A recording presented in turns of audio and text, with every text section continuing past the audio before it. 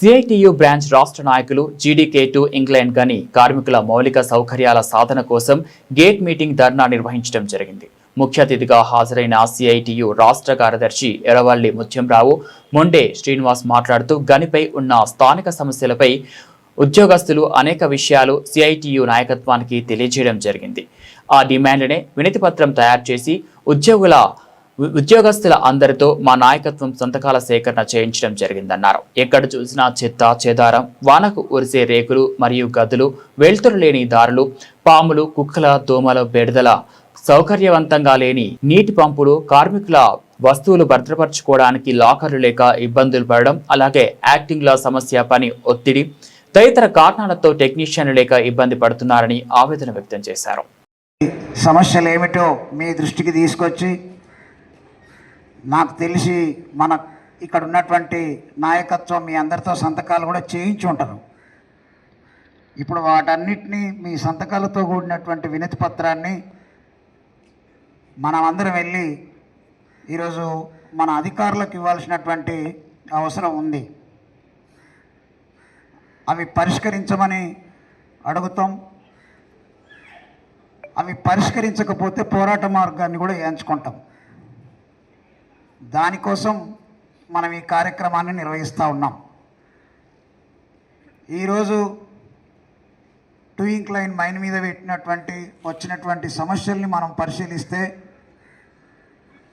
మౌలికమైనటువంటి చిన్న చిన్న సమస్యలు పరిష్కరించడంలో కూడా యాజమాన్యం, అధికారులు పూర్తిగా నిర్లక్ష్యంగా వ్యవహరిస్తున్నారనేది మనకు అర్థమవుతూ ఉంది.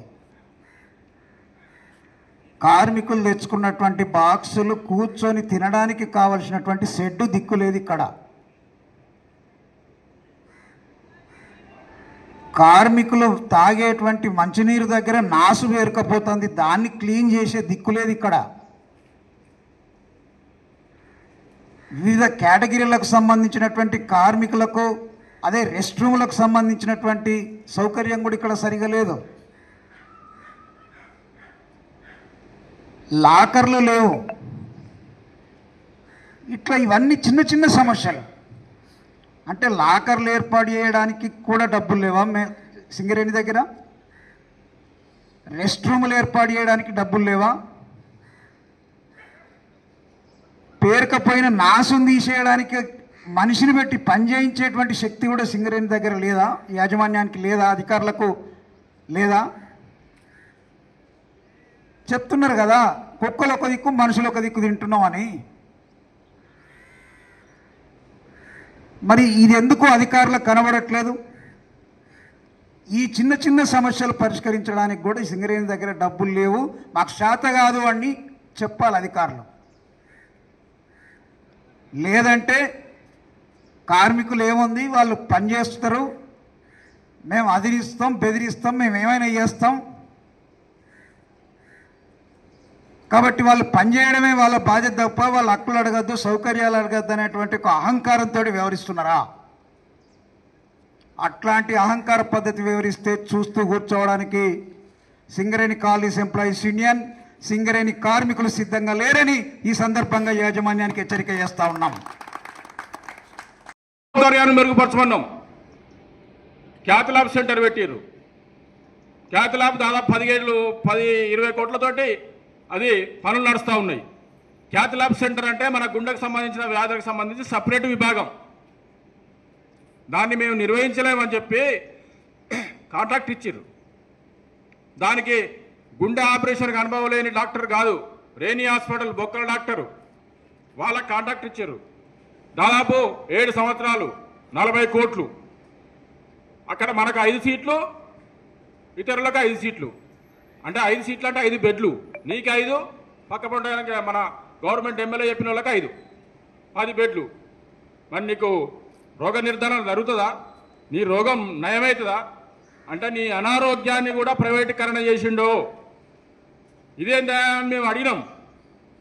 అడిగితే మేము నిర్వహించలేం కాబట్టి ప్రైవేట్కి ఇచ్చినాం.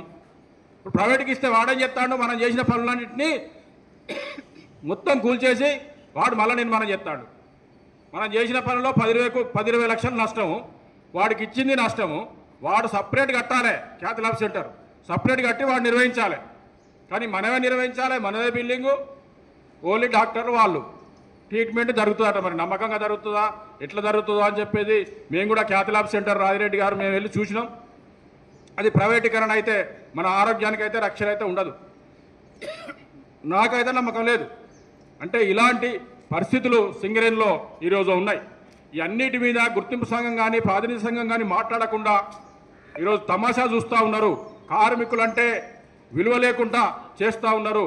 ఇవన్నీ మైన్స్ కమిటీలో మాట్లాడిన వాళ్ళు, పిట్ కమిటీలో మాట్లాడిన వాళ్ళు, సేఫ్టీ కమిటీలో మాట్లాడాల్సిన వాళ్ళు ఇలా మన ఇల్లులే మనం బార్లు వేసుకుంటామా అని చెప్పి నీతి సూత్రాలు చెప్తా ఉన్నారు.